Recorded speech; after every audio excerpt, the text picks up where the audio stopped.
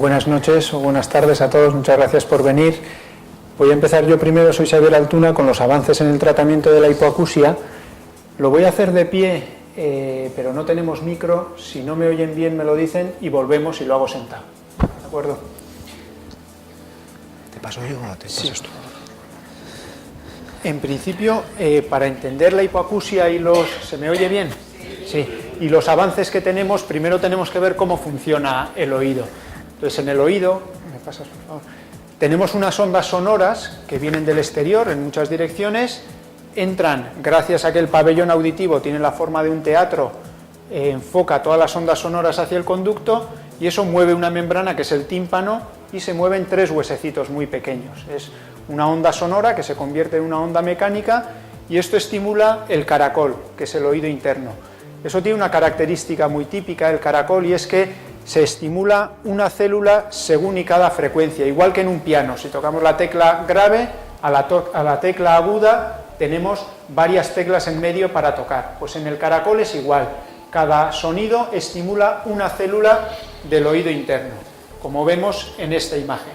Eso va a estimular el nervio auditivo y eso ya es una señal eléctrica. Y esa señal eléctrica a través de las neuronas llega hasta el cerebro. Y en el cerebro es donde ya le damos sentido a lo que oímos. Es decir, que ya podemos comprender lo que hemos oído. Esta es toda la imagen. La siguiente. La pérdida de audición se denomina hipoacusia. Y esa hipoacusia la podemos clasificar en distintas formas. La podemos clasificar según la intensidad o según la localización.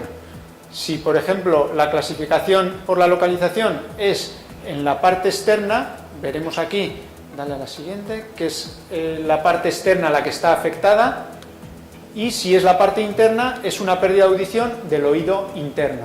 Pero también lo podemos clasificar según la intensidad. Esta, por ejemplo, es una audición normal, en la siguiente veremos una pérdida leve, en la siguiente una pérdida moderada, después una pérdida severa y por fin una pérdida profunda o una sordera total.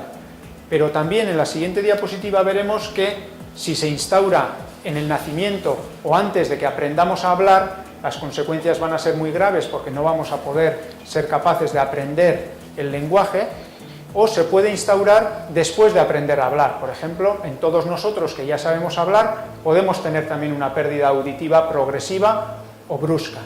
Aquí vemos un niño en el que se le está haciendo una prueba para ver si oye o no oye, y luego personas de diferente edad en la que podemos ver una pérdida auditiva.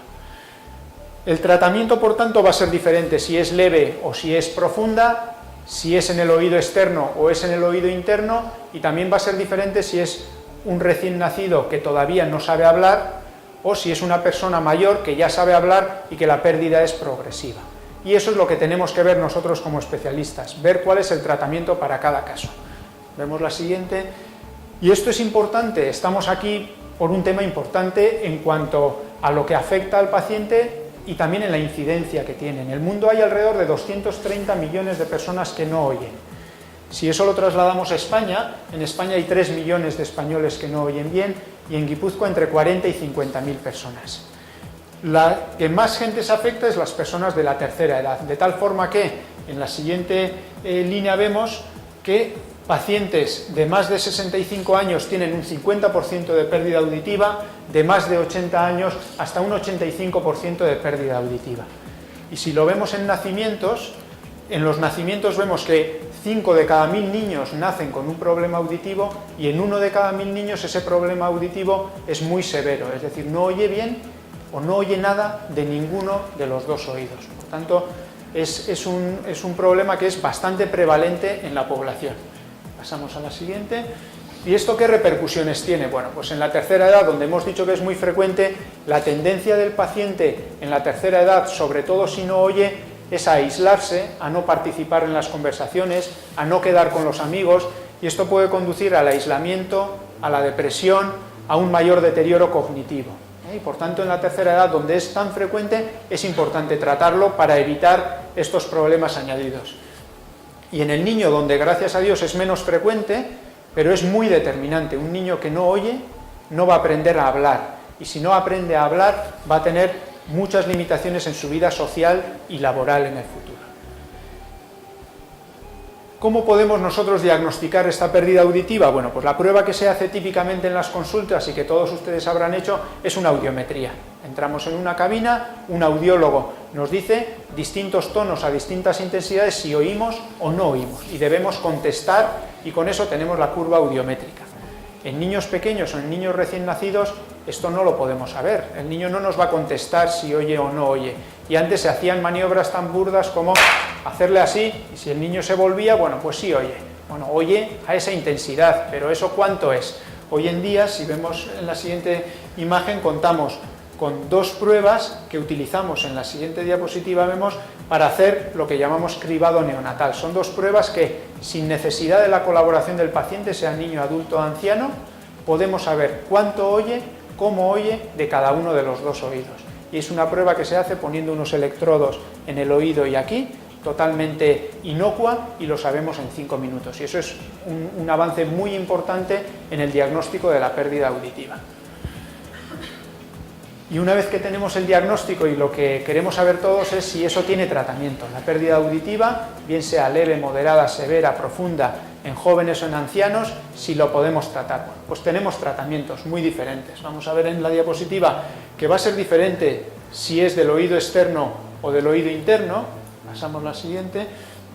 Y para todo esto tenemos la posibilidad de colocar audífonos, que todos conocen, los aparatos auditivos, y tenemos posibilidades de implantes que seguramente conocerán menos. Y hay 3 tipos fundamentales de implantes que pasaremos después de hablar de los audífonos.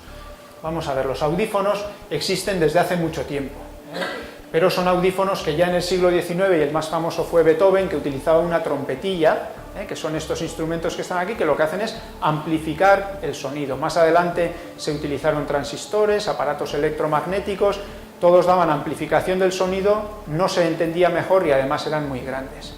Actualmente esto ya no existe y estamos en la era, desde los años 80-90, en la era de los audífonos digitales, que son estos que vemos aquí.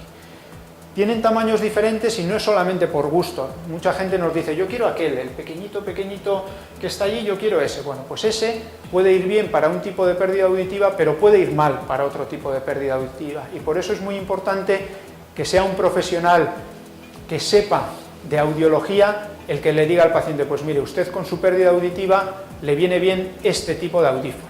Y siempre en colaboración con un audiólogo, colocar el audífono idóneo para cada pérdida auditiva. Pasamos a la siguiente, como digo, es tecnología digital, y si han visto el avance que ha habido en los últimos años en ordenadores, teléfonos móviles, televisiones, en todo, pues esos mismos avances o más se han vivido en el campo de los audífonos. Entonces, ahora mismo conseguimos audífonos que tengan tecnología Wi-Fi y que podamos oír el teléfono sin necesidad de llevarnos el teléfono al oído. A través de Wi-Fi se oye por el audífono. Tenemos audífonos que nos pueden anular el ruido externo y solamente oír en una dirección. Tenemos audífonos que pueden hacer el trabajo de un ordenador muy potente. Por tanto, con muy buena calidad, no solamente de amplificación, sino también de comprensión. Y a pesar de ello, en la siguiente diapositiva veremos que de 100 pacientes candidatos a audífono, el 70% no los usa. Y no los usa, como vemos aquí, porque nos dicen frases como todavía no lo necesito, eso es algo muy típico, o para lo que hay que oír, o algo quizá un poco más triste que nos dicen algunos, para lo que me queda de vida. Bueno, pues todo eso es lo que tenemos que nosotros luchar para que esto no pase y convencer a los pacientes que tienen hipoacusia que los problemas de entendimiento y comunicación que tienen les pueden conducir al aislamiento, a la depresión y a otros problemas asociados también a la edad. Y por ello nosotros, y cuando digo nosotros, digo los otorrinolaringólogos, postulamos una adaptación precoz. Si vemos aquí en la siguiente imagen, el sonido cuando llega por el oído y tiene que llegar hasta el cerebro, tenemos un área auditiva aquí en el cerebro.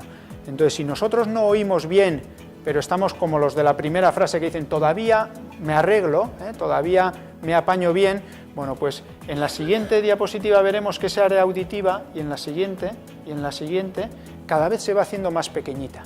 Aunque ese paciente se va arreglando, de repente llega un momento en que no se arregla, viene, se quiere poner un audífono, que nosotros ya le habíamos dicho hace 5 años, y cuando se pone el audífono, esa área auditiva es tan pequeñita que aunque se ponga el audífono ya no le saca tanto rendimiento como si se lo hubiera puesto inicialmente y esa área auditiva se hubiese mantenido estimulada.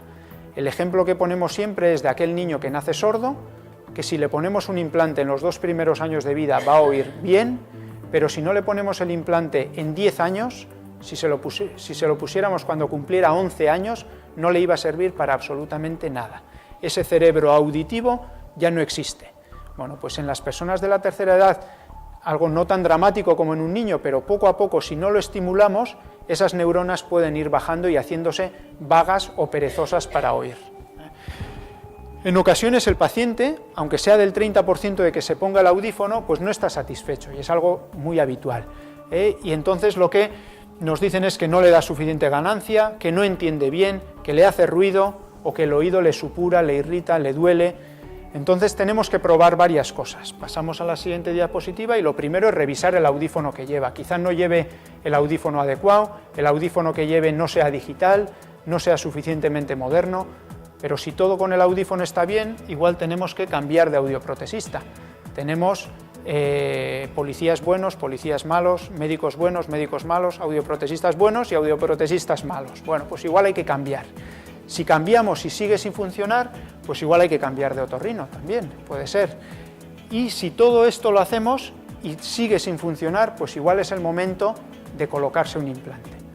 Vamos a hablar brevemente de los implantes también, para que igual con eso podamos dar respuesta a si son ustedes o familiares o conocidos candidatos a un implante. Pasamos. Tenemos implantes óseos, implantes de oído medio e implantes cocleares. Los implantes óseos, vamos a pasar a la siguiente, son para aquellas pérdidas auditivas que se generan en el oído externo o en el tímpano.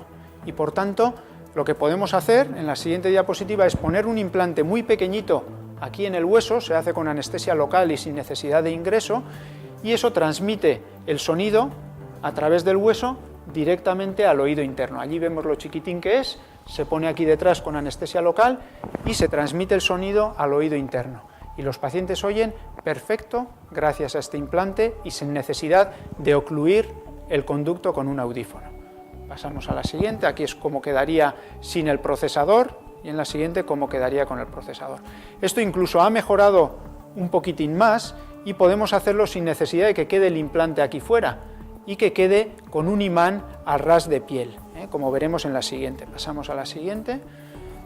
Esto queda totalmente dentro de la piel por medio de un sencillo procedimiento y esto con un imán se pega y se queda debajo de la piel, es como una monedita de 1 euro. Y eso hace un bypass, digamos, de la zona que no está funcionando bien y estimula directamente el oído interno. Pasamos a la siguiente diapositiva. Además de los implantes osteointegrados, tenemos otro tipo de implantes que son los implantes de oído medio, que quizás son los menos conocidos, son aquellos que están a caballo entre un audífono y un implante coclear. Hasta hace muy poco teníamos audífonos y el que no iba bien con un audífono hasta que llegaba a ser candidato a un implante coclear tenía un periodo en que lo pasaba realmente mal porque no oía y no entendía. Aquí estarían los implantes de oído medio, son implantes que se ponen y no estimulan el caracol, sino que estimulan un poquito antes del caracol. Vamos a ver una imagen, pasamos la imagen a la siguiente, vemos un vídeo, la parte externa es muy pequeñita y ahora tenemos un implante que va totalmente integrado en el paciente, por fuera no se ve nada, se enciende con un mando a distancia y el paciente ya está oyendo, sin pilas, nada, todo por dentro.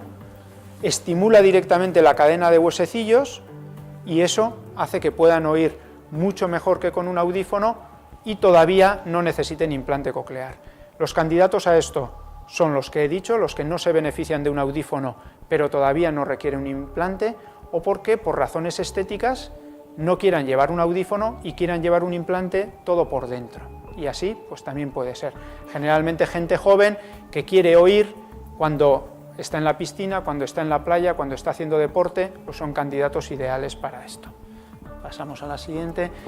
Y cuando todo esto no funciona, cuando el paciente ya de inicio, nada más nacer, no tiene ningún resto auditivo, es cuando el implante coclear realmente pues, ha cambiado la vida de estos pacientes y es dramático el cambio que sufren. Pásame a la siguiente, es estimular, recoge las ondas sonoras y a través de un ordenador que transmite la señal eléctrica al nervio auditivo, el paciente es capaz de oír a pesar de no tener ni siquiera células en el oído interno. Y eso es realmente maravilloso. Se pueden poner un implante coclear o se pueden poner 2 implantes cocleares en el mismo paciente. Pasamos a la siguiente. Las indicaciones clásicas son esas, aquellos pacientes con sordera severa o profunda bilateral, pero hoy en día estamos viendo ya que ponemos implantes en indicaciones emergentes como la niña que han visto, una niña que oye bien de un oído pero no oye nada del otro oído. Si además en el otro oído, si es un adulto que no oye nada de un oído y tiene ruidos en el oído, el implante coclear le puede ayudar a oír y a quitar los ruidos del oído también. Esas son las indicaciones que llamamos emergentes, no indicaciones clásicas. Pasamos a la siguiente. Es muy necesario tener un equipo multidisciplinar de audiólogos y otorrinos para hacer una valoración previa, para hacer la cirugía, que es una cirugía delicada, y para hacer la rehabilitación y la logopedia posterior. Estos pacientes que no han oído nunca o los que han estado sin oír durante mucho tiempo tienen que aprender a oír otra vez. Pasamos y vemos un poquito, después de lo que he dicho, de lo que hacemos hasta ahora, qué podemos esperar para el futuro. Bueno, pues en el futuro la verdad es que es prometedor porque estamos teniendo cambios prácticamente cada mes y son cambios a mejor siempre para calidad de vida del paciente, ¿no?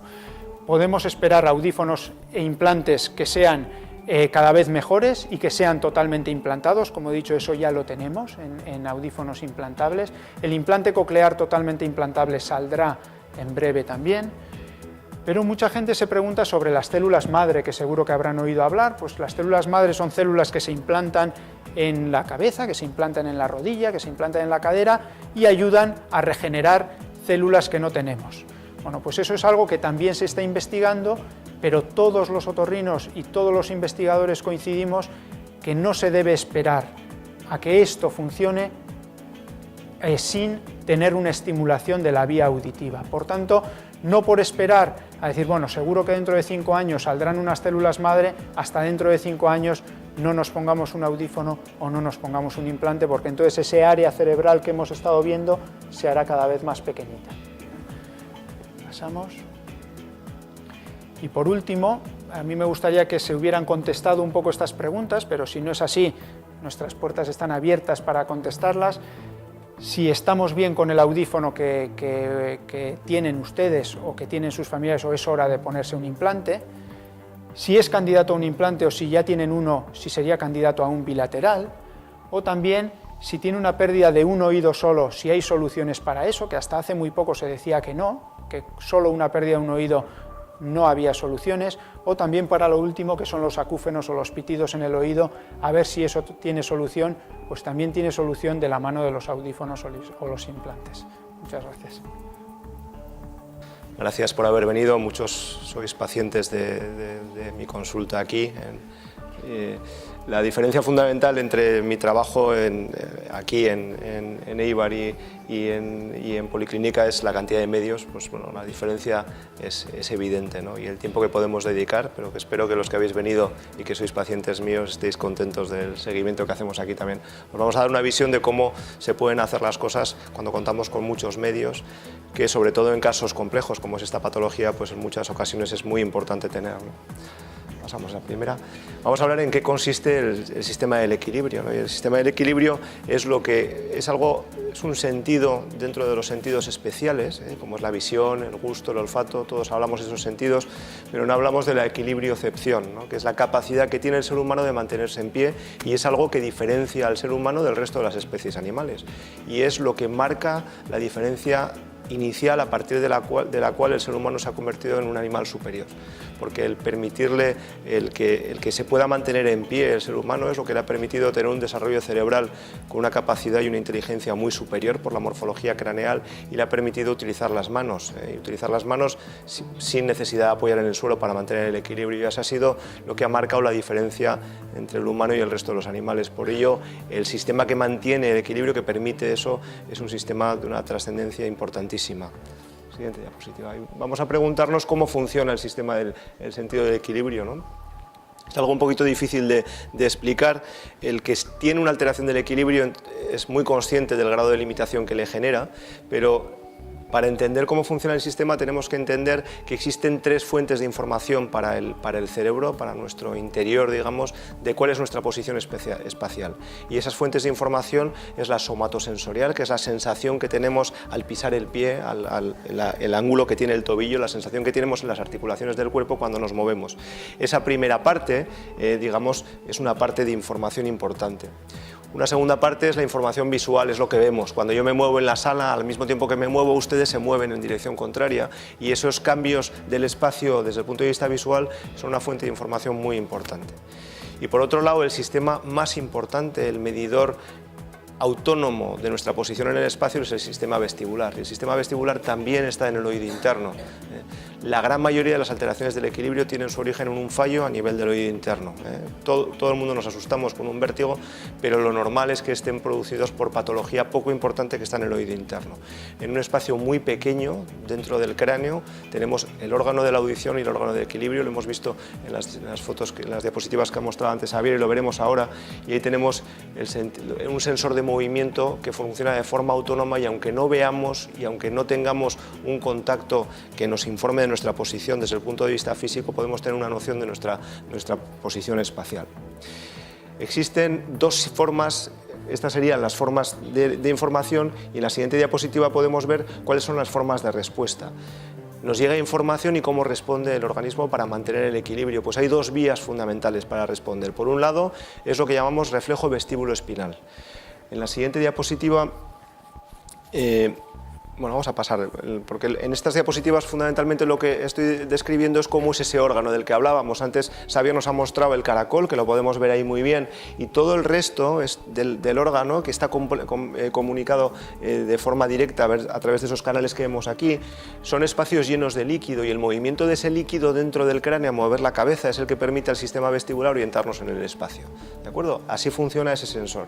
Es como si un vaso sobre una mesa con líquido en el interior lo empujáramos hacia adelante o hacia atrás. Bueno, pues el movimiento que tiene ese líquido, esa tendencia a quedarse quieto cuando empujamos hacia adelante o irse hacia allá cuando empujamos hacia nosotros, es lo que el cerebro siente como movimiento y le permite detectar nuestra posición espacial de una forma autónoma con respecto al resto de información. Siguiente diapositiva. En este vídeo queríamos representar un poquito cómo se produce ese movimiento, ¿no?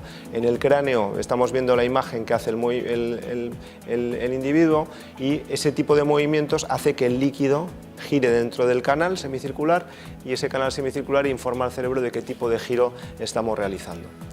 Es un sistema con una perfección altísima, es decir, pequeños movimientos levísimos son capaces de ser sentidos por este órgano, y movimientos rapidísimos, como desplazarnos en un medio de locomoción a grandes velocidades, también son capaces de ser medidos.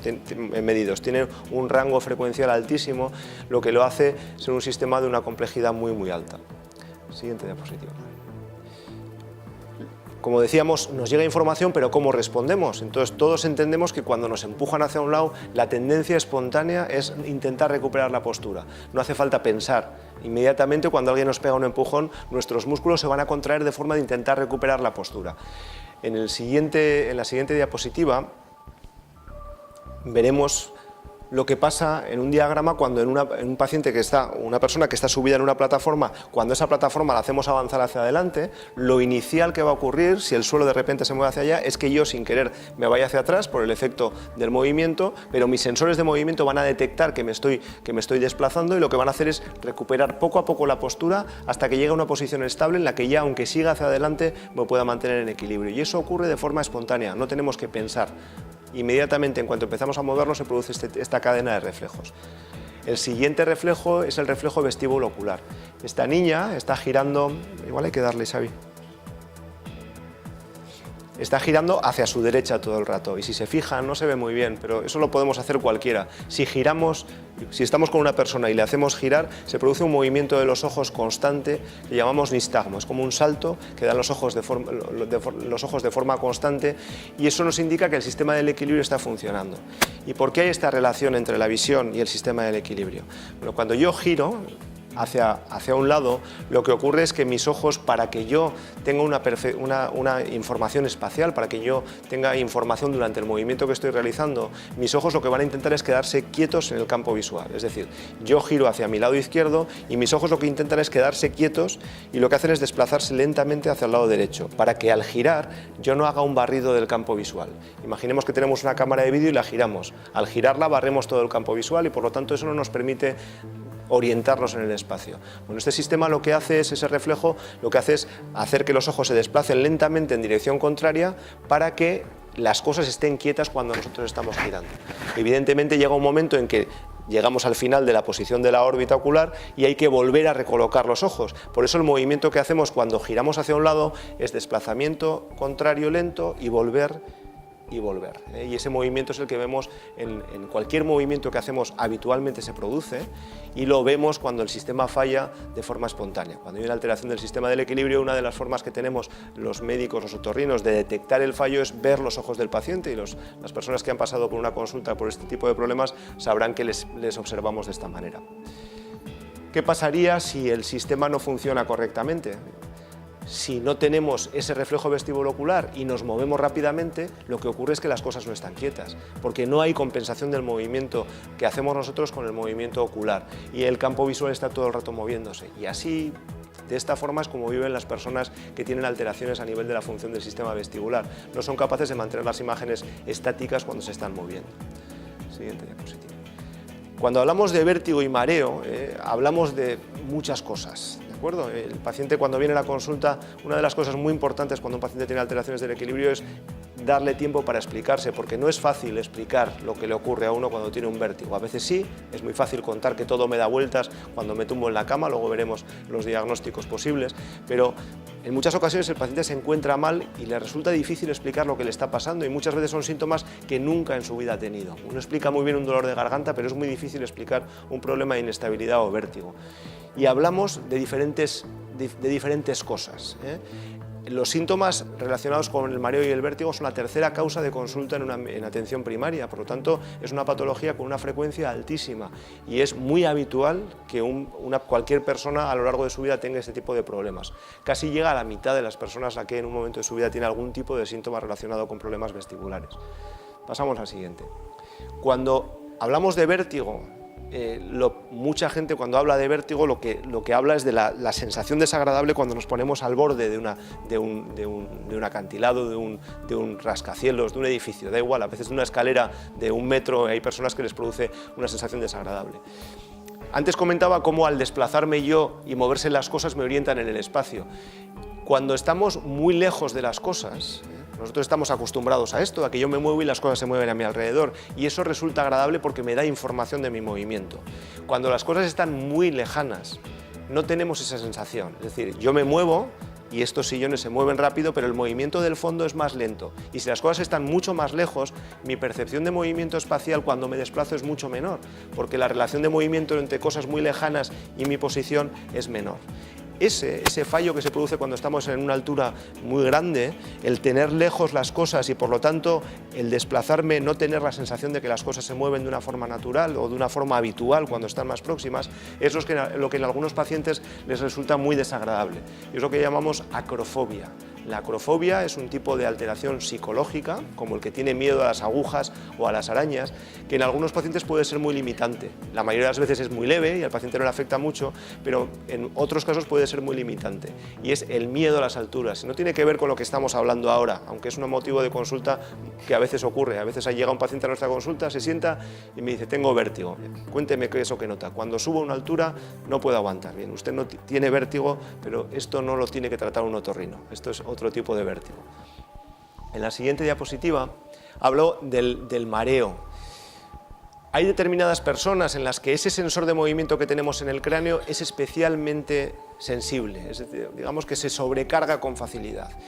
Son personas que cuando se montan en un medio de transporte, cuando se desplazan en un medio de transporte que no sea el habitual de ir caminando, o si van en coche a veces no les ocurre, pero les ocurre en un barco, esa estimulación de movimiento constante de su oído interno les produce una sensación desagradable. Se produce una sobrecarga que desarrolla después una cascada de efectos que son fundamentalmente una sensación de malestar, sudoración, puede aparecer cefalea, náusea, vómito. En algunos pacientes esto resulta muy limitante y hay personas que no pueden coger un autobús para desplazarse de un barrio a otro dentro de su ciudad.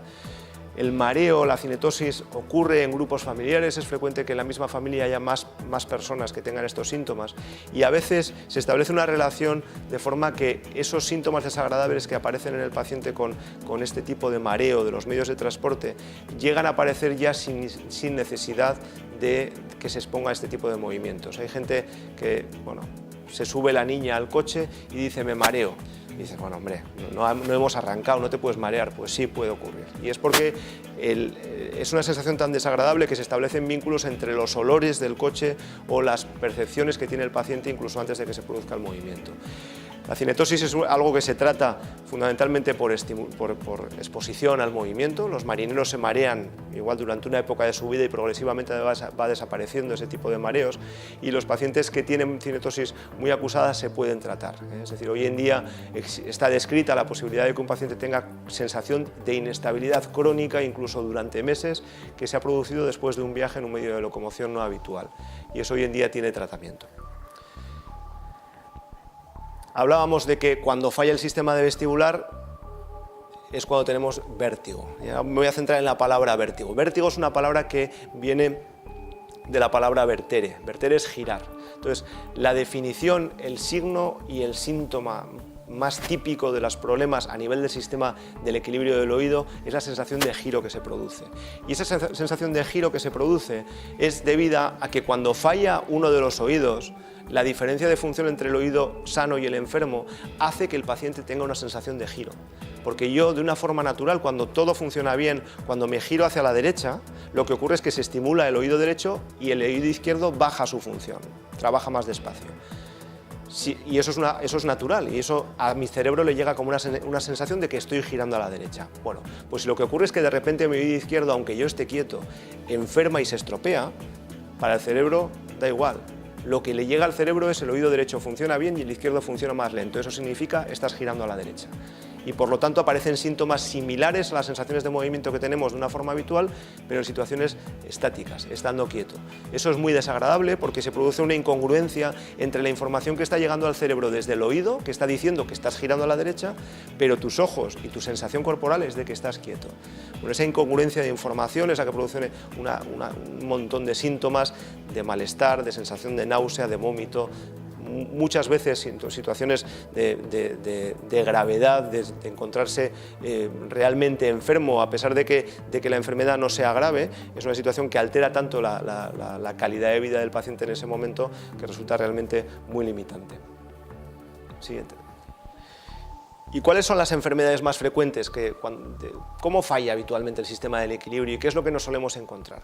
Bueno, gracias a Dios las enfermedades más frecuentes tienen una serie de características que nos permiten diagnosticar. El gran problema del vértigo muchas veces es que es muy difícil que ocurran dos cosas. Primero, que el paciente sea capaz de transmitirnos todos los detalles de su enfermedad, porque es muy difícil el detectar, el que el paciente sea capaz de decir, bueno, me ocurre en esta situación y la sensación que tengo es que giro a la derecha, o que es muy complicado a veces, ¿no?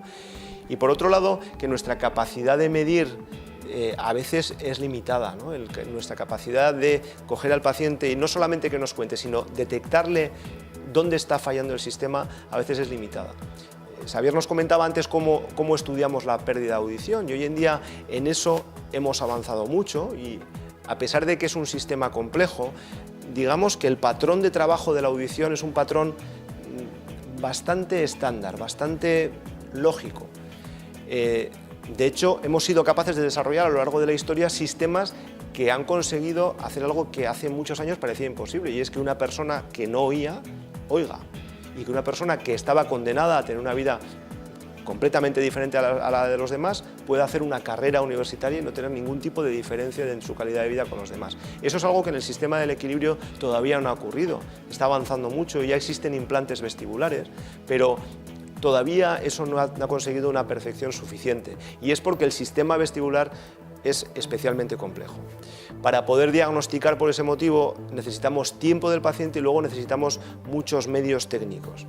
Y en los últimos años, en los últimos 5 o 8 años las cosas han cambiado en cuanto a que nuestra capacidad diagnóstica ha mejorado mucho. Seguimos estando lejos de la capacidad absoluta de detectar todos los fallos, pero sí que es cierto que tenemos máquinas que hoy en día nos permiten detectar. Pero realmente el estudio del vértigo incluye sistemas de investigación que me parecía excesivamente complejo. Si esto ya es complejo de explicarlo, la patología, explicar las pruebas diagnósticas es todavía más complejo.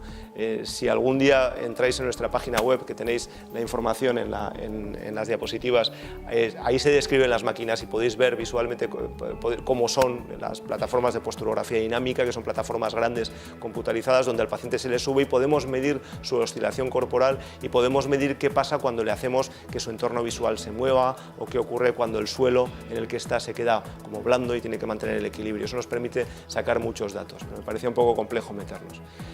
La patología más frecuente, en la siguiente diapositiva vamos a verla, es el vértigo posicional paroxístico benigno. Es el vértigo más frecuente con diferencia. Cuando un paciente entra a la consulta y tiene un vértigo, las posibilidades de que sea este vértigo son altísimas. Llega a ser hasta el 40% de los pacientes que vemos en consulta. Y lo define la sensación de giro que se produce cuando el paciente se tumba en la cama, cuando el paciente se da la vuelta en la cama, cuando vamos a coger algo de una estantería y echamos la cabeza hacia atrás. Y se produce porque hacemos que se muevan los líquidos del oído y en ese momento en el líquido del oído hay una alteración y que es un residuo que está flotando en ese líquido. En la siguiente diapositiva, vamos a pasar. Antes hemos visto cómo era el oído interno y hemos visto esos canales semicirculares y cuando movía ese vídeo en el que se veía un diagrama del movimiento de la cabeza y cómo se movía el líquido dentro del oído. Si lo que hay en mi oído interno es exclusivamente líquido y echo la cabeza hacia atrás, lo que va a ocurrir es que ese líquido se va a mover. Bueno, en el vértigo posicional lo que ocurre es que hay un residuo en el interior que cuando yo muevo la cabeza y me quedo quieto, ese residuo de repente se mueve solo dentro del canal semicircular. Y para el cerebro hemos dicho que cuando el líquido se mueve, el oído se estimula y lo que ocurre es que nos estamos moviendo.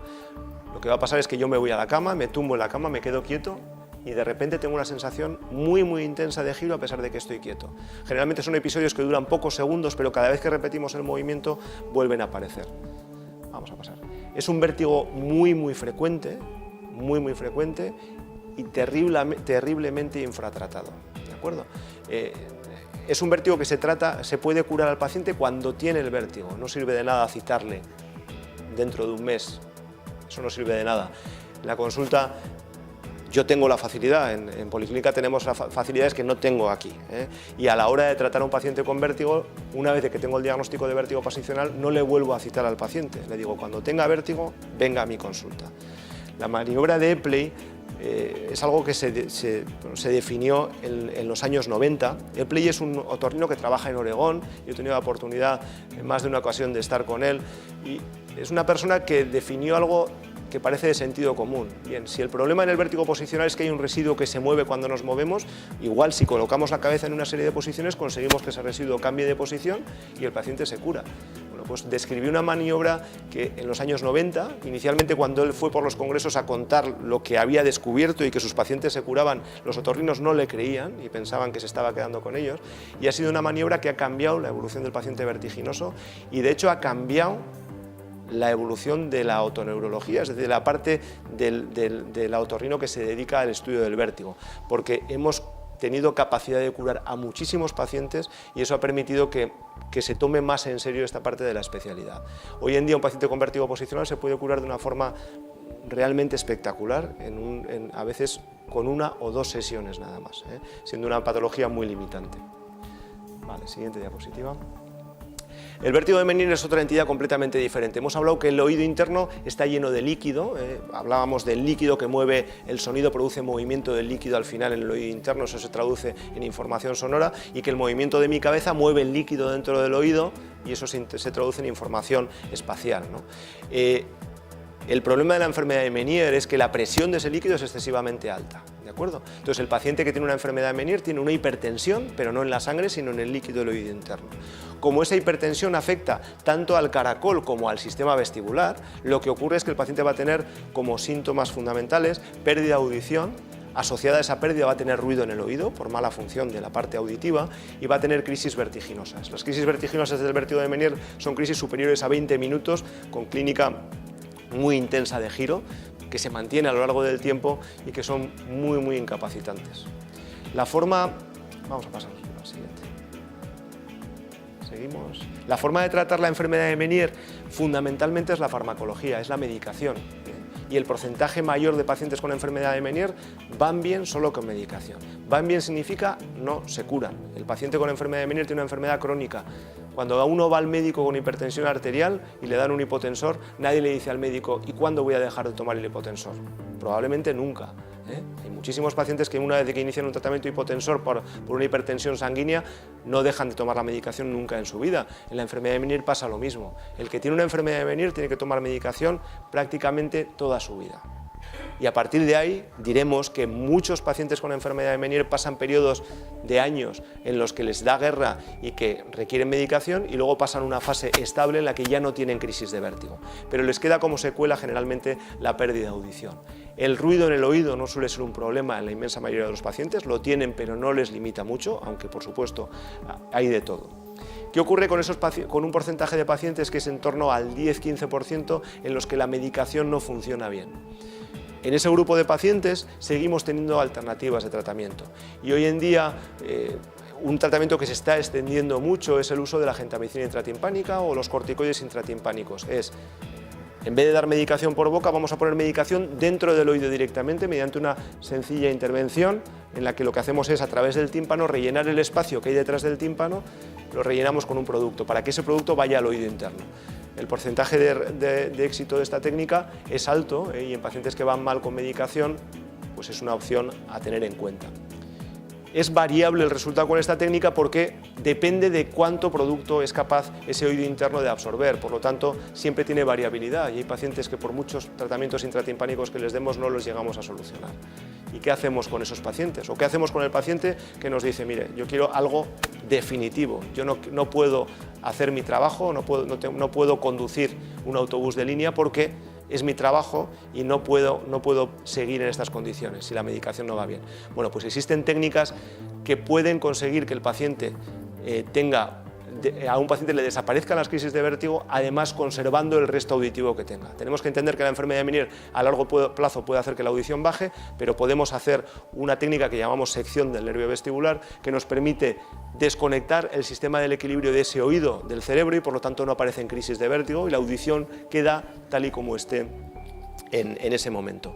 Es una técnica que exige desde el punto de vista de destreza quirúrgica un entrenamiento muy alto y la hacen personas que solamente esas personas en un ámbito territorial alto la realizan, porque tienes que tener muchos casos y una experiencia muy grande para hacer una técnica que no deja de ser una cirugía con ciertos riesgos. Hecho en manos de personas que tengan esa capacidad, los resultados son los mejores que podemos obtener. Siempre hay que empezar con medicación, pero la técnica perfecta sería la cirugía. Gracias a Dios yo tengo la suerte de trabajar con Xavier, que es esa persona en este territorio que es capaz de hacer esta técnica. Vale, siguiente diapositiva. La neuronitis es un proceso inflamatorio, uno puede tener una gripe que le afecta a la nariz y puede tener ese mismo virus o un virus parecido que produce una inflamación aguda del sistema del equilibrio y tiene una crisis de vértigo que en ese caso dura días. El paciente está mal durante días y el proceso de recuperación es lento a lo largo del tiempo. El virus va dejando de hacer su función y ese oído poco a poco se recupera. Siguiente diapositiva. Siguiente diapositiva. Y siguiente, es que no me quiero leer aquí. Y luego cualquier paciente que tenga un vértigo puede tener desequilibrios como secuela. Es decir, cuando el sistema del equilibrio falla, puede fallar de forma aguda y en ese momento yo tengo una crisis muy aguda, todo empieza a dar vueltas, nos encontramos muy mal, pero lo que más vemos, porque es lo que más dura a lo largo del tiempo, son las secuelas de un mal funcionamiento del sistema del equilibrio. Y eso es la inestabilidad crónica. Los pacientes con inestabilidad crónica tienen mala calidad de vida y son muy mal comprendidos por los que estamos a su alrededor, porque la inestabilidad crónica no se ve. El paciente muchas veces puede ser que tenga una inestabilidad muy severa y que vaya agarrándose o vaya con un andador y tenga unas limitaciones muy evidentes, pero la inmensa mayoría de los casos tienen mala calidad de vida constante y los que estamos fuera no la detectamos, no podemos ver dónde están los fallos. Imaginen que salen a la Plaza Unzaga un día de verano, van paseando sin ningún problema porque el suelo está firme y no hay ningún tipo de problema y van cómodos paseando, no piensan en que van andando. Si van un día de invierno en el que por la noche ha helado y estaba el suelo mojado y hay placas de hielo, su forma de andar es completamente diferente. Si tienen que atravesar la plaza, su forma de moverse y su forma de estar alerta y su forma de trabajar del sistema del equilibrio va a cambiar radicalmente, porque tienen que estar preparados ante la posibilidad de una caída. El paciente que tiene una inestabilidad crónica está siempre paseando sobre hielo. Todo el rato va con la sensación de que el sistema no va a ser capaz de mantenerle correctamente. Aparecen miedo a caídas y aparecen caídas. Es una de las causas más importantes de la mortalidad a partir de ciertas edades son las caídas, y el paciente que tiene inestabilidad crónica tiene ese riesgo. Siguiente paso. Muy habitual es que después de un vértigo tengamos inestabilidad. Por tener vértigo e inestabilidad tenemos miedo y nos movemos poco. Y el sistema no es capaz de recuperarse porque no estamos haciendo lo que hay que hacer. El sistema se recupera si le damos información, si nos rehabilitamos. Lo podemos hacer de forma espontánea. Si uno sale a pasear, intenta moverse todo lo que pueda, el sistema tiene mucha capacidad de regeneración. Pero si hace lo que le pide el cuerpo, que es estar quieto en casa en el sillón y no moverse por si acaso, la tendencia es a que los procesos se prolonguen mucho en el tiempo. Otro error de los médicos es que a veces damos demasiada medicación para controlar el vértigo del paciente y tratamos con medicación para el vértigo lo que es inestabilidad. La inestabilidad no se cura con Dogmatil.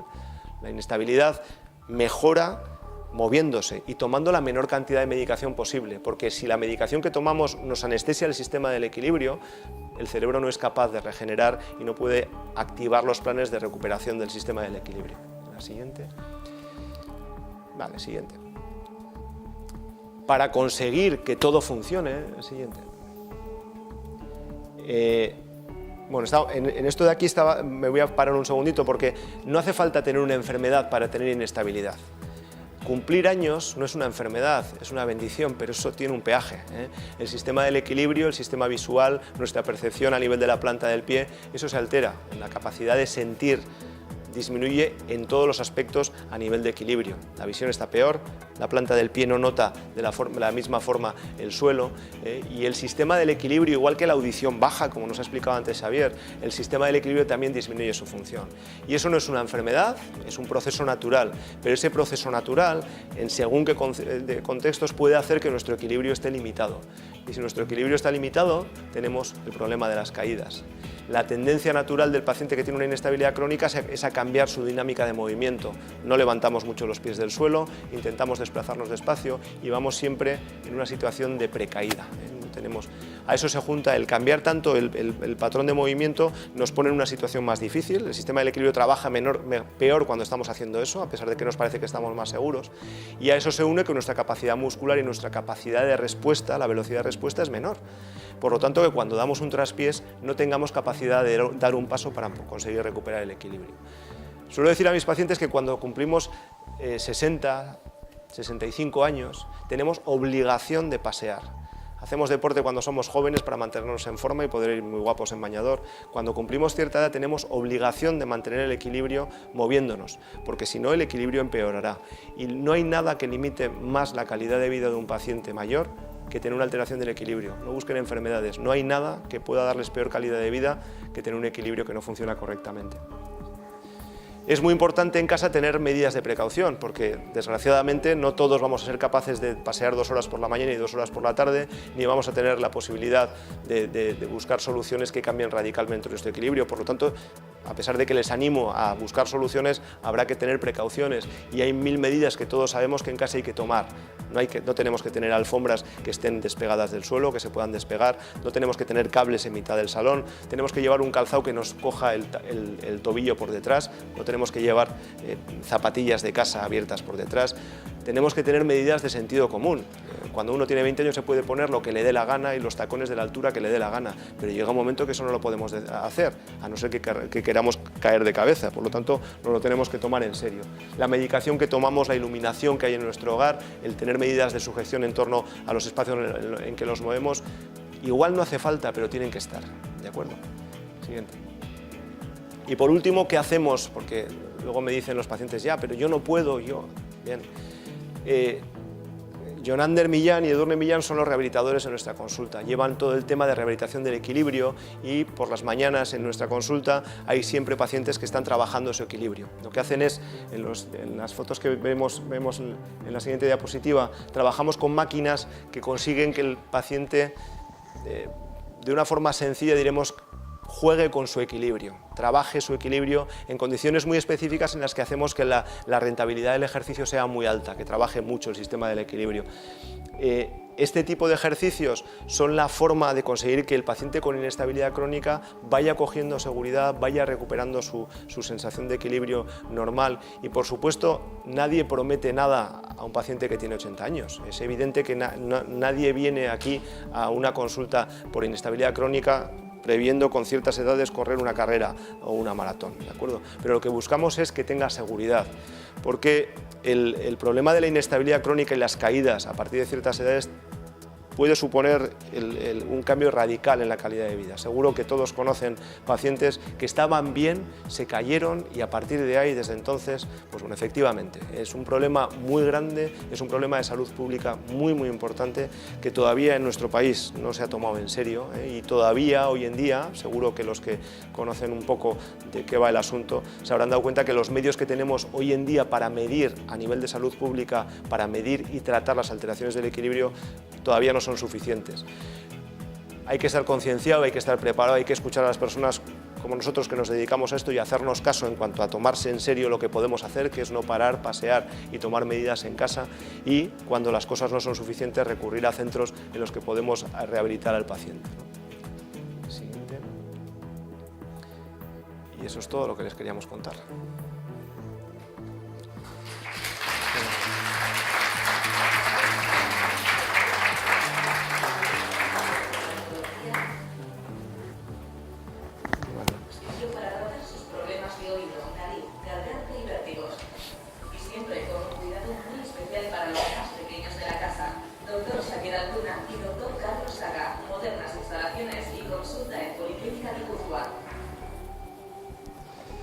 Bueno, había una parte de publicidad, no sé si les habíamos dicho. Bueno, yo creo que es el turno ahora, que es la parte más divertida, porque cuando soltamos el rollo a veces somos un poco, tenemos muchos datos y tanto Xavier como yo somos un poco apasionados de nuestra profesión y a veces, pues seguramente los que me conocéis de la consulta os habréis dado cuenta también de que hay veces que sale uno de la consulta con un poco de dolor de cabeza de todas las cosas que contamos. Pero creemos que es muy importante que el paciente tenga información. En este tipo de patologías el que el paciente tenga información es lo más importante, porque ver al paciente rápido y darle una solución, aunque sea la buena solución, no sirve de mucho, ¿de acuerdo? Tenéis la oportunidad, ya que os habéis desplazado hasta aquí, de aprovechar y preguntarnos lo que queráis, de otorrino, lo que podamos saber os lo contamos. Hay pacientes, o sea que animaros y preguntar. Contar vuestra experiencia o sea, hay pacientes míos, igual de alguno de Xavier, así que... Yo tengo una enfermedad de Meniere. Ajá.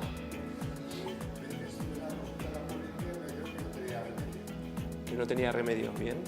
Bueno, no tenía remedio es un error, no sé si le dije... Sí. Sí.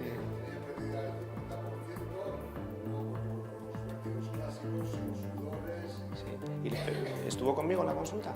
Estuve aquí en la policlínica. Ah, bueno, eso es. Nosotros, Xavier y yo no trabajamos, por el momento no estamos trabajando en Eibar. Bueno, no sabemos qué pasará en el futuro, pero por ahora estamos centralizados, queríamos aclararlo. Estamos centralizados en Policlínica. La tercera planta de Policlínica Guipúzcoa es una consulta, es un servicio grande en San Sebastián. No estamos aquí, ¿no? Eso queríamos, la verdad es que es porque en la publicidad ha habido un error porque han puesto una plantilla de la consulta de aquí, pero nosotros no estamos trabajando en esta consulta por el momento. Entonces, el vértigo de Meniere sí tiene remedio, no tiene cura, ¿de acuerdo? Entonces es alguien de aquí tomará un hipotensor y tendrá la hipertensión bien controlada, ¿no? Por lo tanto, aquí hay gente que tendrá un problema de hipertensión arterial que no tiene hipertensión arterial porque está tomando medicación. En la enfermedad de Meniere es exactamente lo mismo. La enfermedad de Meniere no tiene cura. No podemos hacer que lo que se ha estropeado en el oído vuelva a funcionar con normalidad, pero podemos evitar los síntomas derivados de ese fallo en la función del oído interno. un lado podemos darle medicación para que no tenga crisis de vértigo, y en el caso de que haya una pérdida de audición, en algunos casos no es posible, pero en la mayoría de los casos podemos aplicar todo ese rango de implantes, audífonos, que nos van a permitir ganar audición y solucionar el otro problema que se puede asociar al vértigo de Meniere, que es el ruido en el oído. Por lo tanto, crisis de vértigo las podemos tratar con medicación o cirugía, pérdida de audición la podemos tratar con audífonos convencionales o implantes, el ruido en el tratamiento con audífonos e implantes también evoluciona en muchos casos de forma muy satisfactoria, y si después de que todo está controlado y al cabo del tiempo el paciente ya no tiene crisis de vértigo, tiene la audición bien controlada y lo único que le queda es una sensación de inestabilidad, que no es tampoco tan habitual, la gente tiene enfermedad de Meniere y al cabo del tiempo su evolución es buena, pero si queda inestabilidad se puede rehabilitar. Por lo tanto, remedio tiene, lo que no tiene es curación. En medicina, desgraciadamente, todavía tenemos muchas enfermedades que no curamos, tratamos. O sea, que la consulta debería ir a San Sebastián. A nosotros nos encantaría, es lo nuestro. Adelante.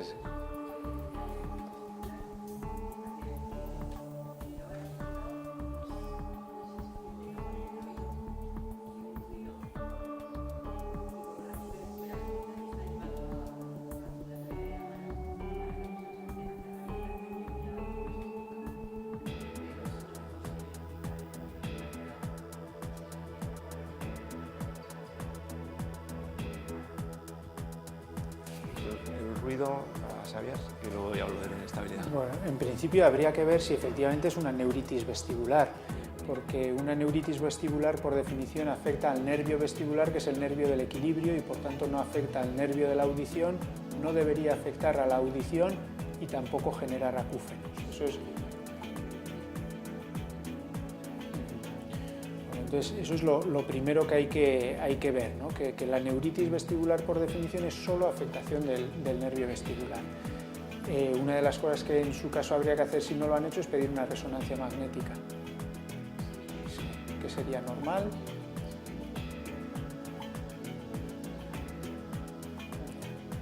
Bueno, teniendo una resonancia magnética con el área auditiva o lo que llamamos ángulo pontocerebeloso normal, entonces se deben tratar las secuelas, por un lado la inestabilidad con la rehabilitación, y en cuanto al acúfeno y la pérdida de audición, si la pérdida de audición es muy leve pero el acúfeno es incapacitante, hay tratamientos que se pueden hacer. Desde el punto de vista farmacológico ha dado muy poco beneficio el tratamiento, solamente puede tratar la farmacología aquellos síntomas derivados del acúfeno, es decir, si un paciente está muy nervioso porque tiene un acúfeno, se le puede dar farmacología para bajar los nervios. Si un paciente tiene insomnio por el acúfeno, se le pueden dar pastillas para dormir, pero eso no cura el acúfeno. Para poder curar el acúfeno o tolerar al acúfeno, lo que mejor funciona son los aparatos auditivos. Y aunque uno no tenga pérdida auditiva, ese aparato auditivo puede generar un ruido, que es lo que llamamos un enmascarador. Bueno, parece una incongruencia, pero es así. Si nosotros estimulamos o engañamos, vamos a decirlo con esa palabra, engañamos al oído con otro ruido, puede ir olvidándose progresivamente del ruido que inicialmente tenía y al final, sin tener ni el engaño ni nada, termina por no tener ruidos o haberse habituado a esos ruidos.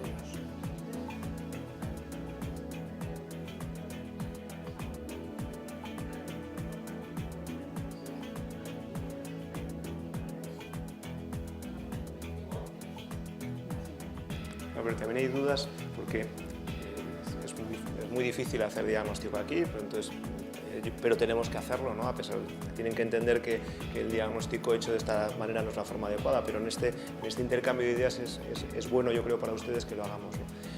Un paciente que tiene una pérdida de audición significativa para el clínico que le está estudiando, ruido en el oído y una crisis de vértigo de Meniere, según la escala mundial de diagnóstico de la enfermedad de Meniere, tiene una enfermedad de Meniere probable. Entonces, hoy en día, usted puede ser clasificada como una neuritis vestibular. Solo neuritis vestibular no es si tiene pérdida de audición acúfeno, pero tiene muchos más criterios para pensar que es una enfermedad de Meniere probable. Entonces, ese primer enfoque de tratamiento que le dieron, de utilizar el SERC, etcétera, no está mal encaminado. Lo único que define una enfermedad de Meniere definida de una probable es que tenga usted 2 crisis de vértigo. Yo le deseo que no vuelva a tener una crisis de vértigo y que no tengamos el día. Eso es. Eso es, eso es. Claro, el gran problema...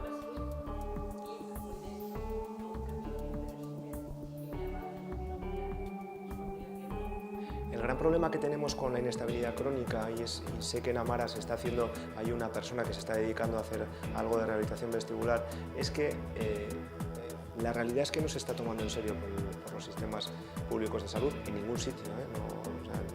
Xavier y yo somos hiperdefensores de nuestro sistema de salud porque los que estamos dentro y conocemos otros sabemos lo buenísimo que es este, pero la realidad es que en ese ámbito, en determinados ámbitos de nuestra especialidad, ya no tratamos enfermedades muy importantes, y eso parece que no. Yo ya sé que la inestabilidad es muy importante, nadie mejor que yo lo sabe, y sabemos lo importante que es no vivir bien, pero se puede vivir.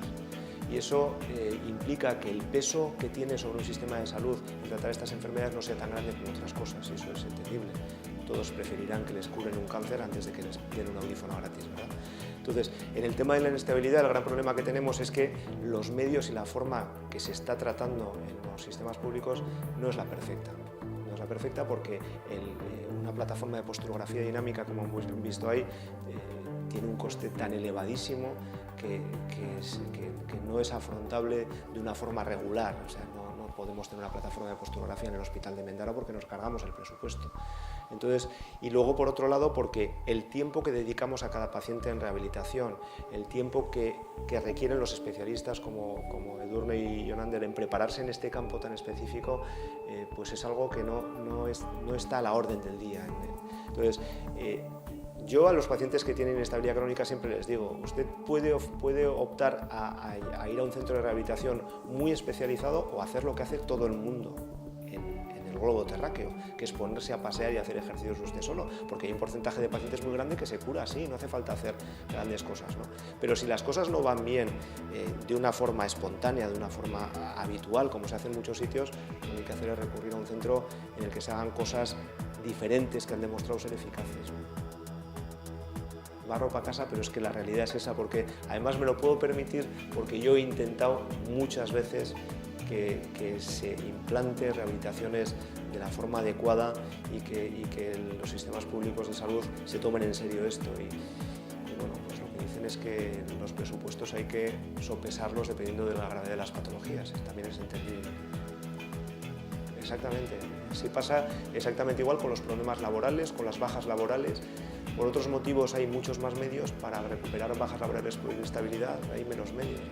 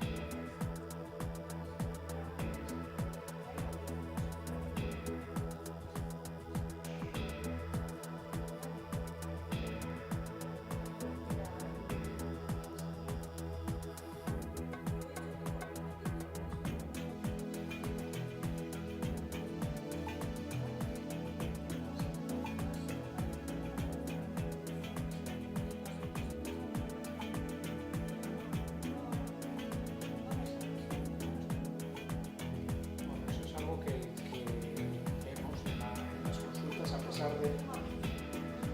haberlo intentado, el audífono, hay casos, y sobre todo el caso que comenta con ruido de fondo, la inteligibilidad, es decir, el entender a la gente que a uno le está dando cuando hay ruido de fondo es muy difícil. Normalmente eso lo que nosotros medimos es no solamente audiometrías tonales, hacemos audiometrías verbales y podemos hacer audiometrías verbales con ruido. diferente si el ruido nos viene del oído con audífono, del otro oído, y todo eso, esas pruebas que vemos, pues la dificultad que tenemos los pacientes o que tienen los pacientes que emplean audífonos de entender en ambiente ruidoso.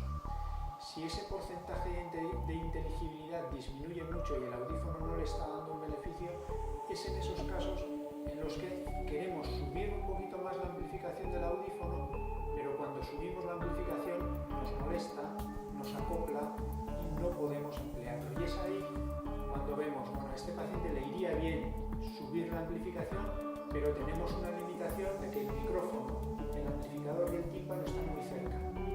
Entonces ahí el implante auditivo que aleja esas cosas, el implante por medio de cirugía, nos permite dar esa ganancia extra sin que haya acoplamiento. Entonces esa sería una de las opciones, llevar un audífono en un oído y un implante en el otro, es lo que llamamos audición bimodal, y es algo que los pacientes se benefician. Aparte, no cabe duda que el implante siempre es una opción más avanzada, es decir, el dispositivo electrónico de procesamiento del sonido de un implante es mucho más avanzado que el de un audífono. Por tanto, eso podría dar respuesta, insisto, como ha dicho Carlos, sin ver su caso, sin ver su audiometría y sin hacer las pruebas pertinentes, pero en estos casos a nivel general sabemos que si subimos la amplificación, el paciente con audífono no lo tolera y eso lo podemos subir con un implante. Uno de los problemas que hay con las pérdidas de audición asociadas al acúfeno es algo que pasa también con la inestabilidad crónica. Cuando uno de los sistemas de equilibrio de audición se estropea y está permanentemente estable, pongamos que deja de funcionar y se queda al 40% y el resto de la vida trabaja al 40%, la capacidad que tenemos de buscar soluciones para ese oído siempre es mejor. Uno de los problemas que tenemos es en el grupo de pacientes que tienen pérdidas de audición en relación con la enfermedad de Meniere o con el hidrox endolinfático, que son la hipertensión en el líquido del oído interno, que puede afectar a la audición o a la audición y el equilibrio, ¿no?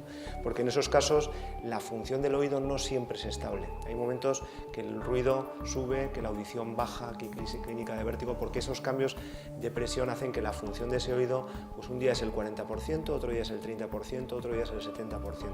Y eso desde el punto de vista de compensación central, es decir, de la capacidad del cerebro de hacer que todo funcione con normalidad desde el punto de vista de equilibrio, es decir, de buscar planes alternativos de equilibrio para que todo funcione, siempre es más difícil porque el cerebro dice, vale, este oído funciona al 100, este funciona al 40, yo ya sé que en mi equilibrio tengo que funcionar así.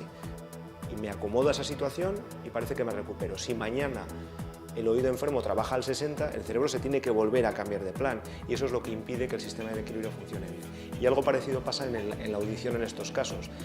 El enmascaramiento del acúfeno y la correcta adaptación de una audioprótesis depende muchísimo de que ese oído sea estable y a veces el reto es conseguir seguir a un paciente. Yo cuando al paciente le recomiendo una audioprótesis y está en ese contexto de pacientes vinculados a la enfermedad de Meniere, les digo, se compra usted un aparato pero paga una adaptación audioprotésica, que es lo más caro de lo que está usted pagando. Usted cuando se pone un aparato, y nuestros audioprotesistas en la consulta también lo hacen así, los aparatos no son tan caros como se pagan, lo que se paga es un servicio médico, un servicio clínico llevado a cabo por un especialista en audiología y en audioprótesis, y hay que dar la tabarra a ese profesional porque lo hemos pagado con adelanto. Y entonces, insisto en que la gente cuando recomiendo una audioprótesis no se quede en casa, si no va bien vaya, porque la labor de ese profesional es conseguir adaptar todo lo que se pueda su situación a los requerimientos auditivos que tiene, y eso solo se puede conseguir si usted va al gabinete de audioprótesis, ¿no? Pero sí es cierto que hay pacientes que tenemos limitaciones y que los resultados pues no son perfectos, ¿no? También es cierto que muchas veces al paciente hay que decirle intente valorar si le ayuda o no le ayuda, y si no le ayuda habrá que buscar otra solución.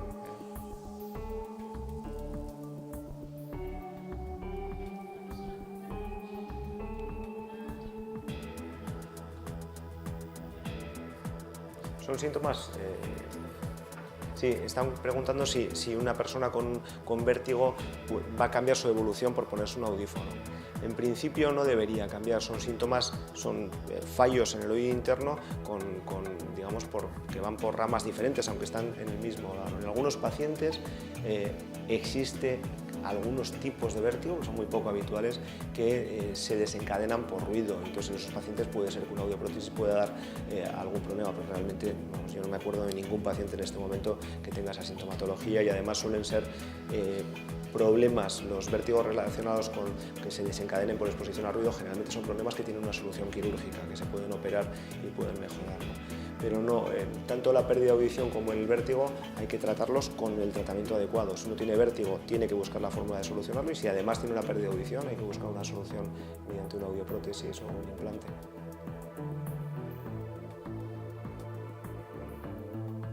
Se puede criticar, los que a Xavier igual todos no le conocéis, pero los que me conocéis.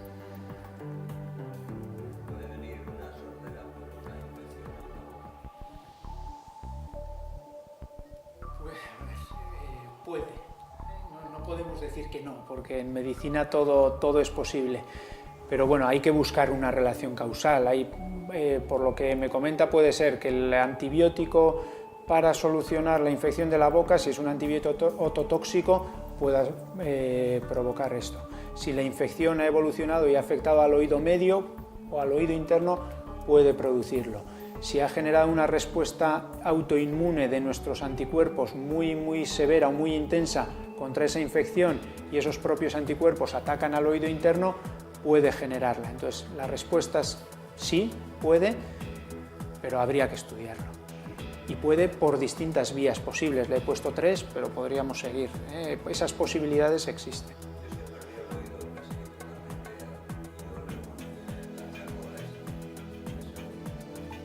Pues es posible, si fue una pérdida, sí.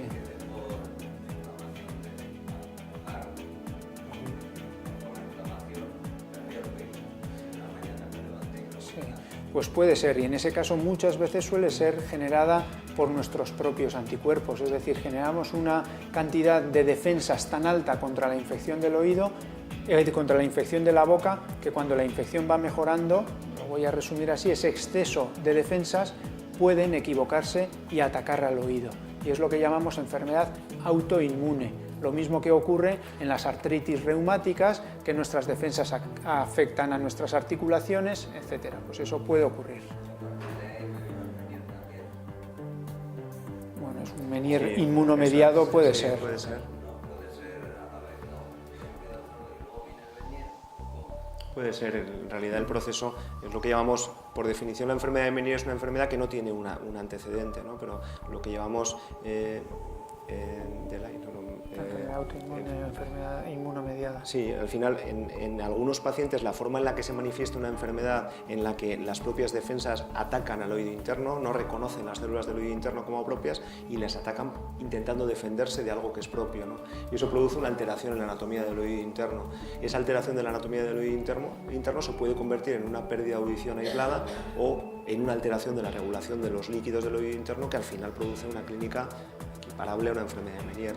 Normalmente se tratan de la misma forma, o sea, no hay grandes diferencias a la hora de tratar una enfermedad de Menier secundaria a una idiopática, a la que no tiene ninguna causa previa, ¿no? Con la diferencia de que en fase aguda, y en estos casos es importante porque si alguna vez les pasa o tienen a alguien cercano, el que se produzca una pérdida de audición muy brusca en muy poco tiempo es una urgencia médica que se tiene que atender de forma rápida por un otorrino, porque el porcentaje de pacientes que podemos curar en esas situaciones es alto si aplicamos medios de forma muy inmediata, y esa capacidad de curación disminuye muy rápido en la siguiente semana, lo que llamamos sordera súbita, ¿no? Esa pérdida de audición muy brusca que se produce en un rango de tiempo muy pequeño, ¿no? Y el esperar en esos casos y no buscar una solución puede determinar que nunca más recuperemos audición. Sí, el factor determinante en la resolución de una sordera súbita es el actuar en las primeras 48 horas. Y cada hora que pasa después, las posibilidades de recuperación de ese oído van bajando. Se estabiliza.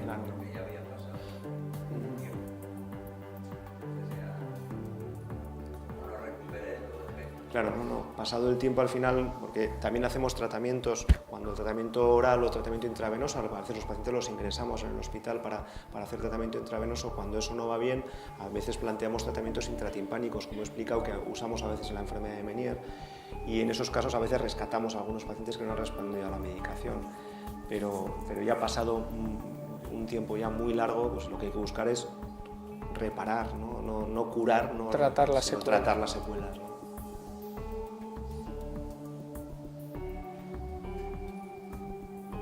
Muy bien. Sí.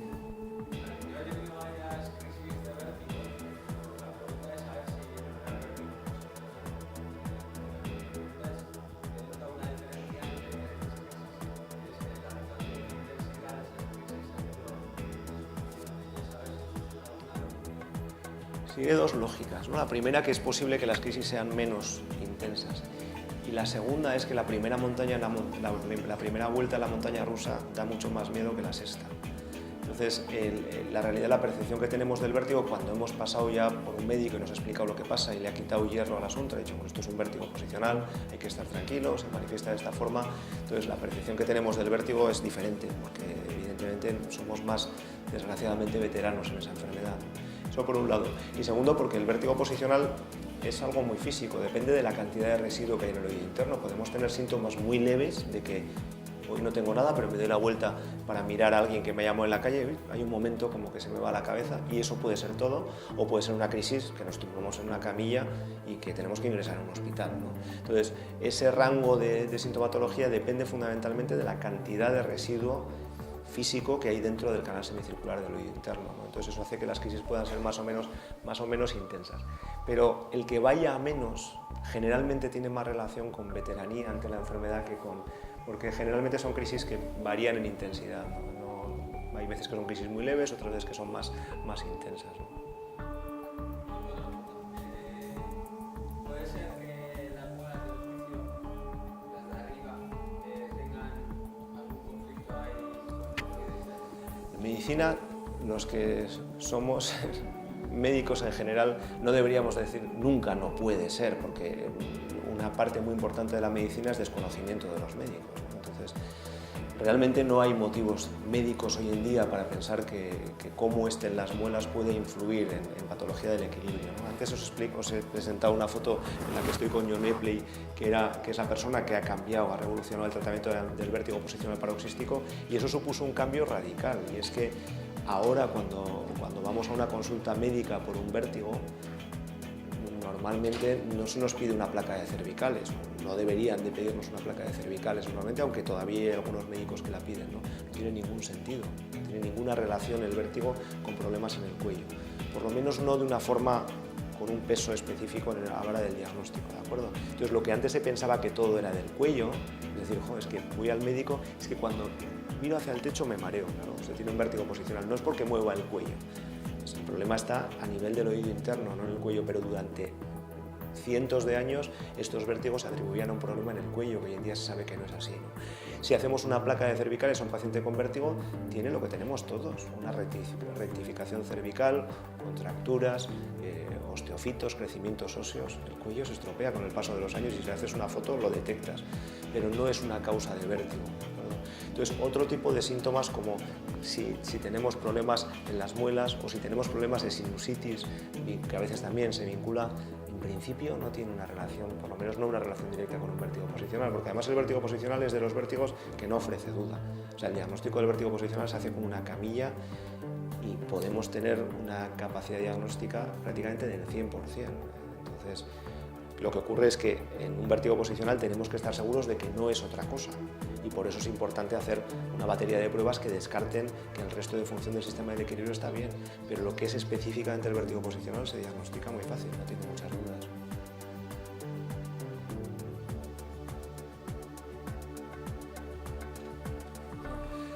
Bueno, yo creo que ya no quedan dudas. Muchísimas gracias por haber venido y nada, esperamos que no nos necesitéis.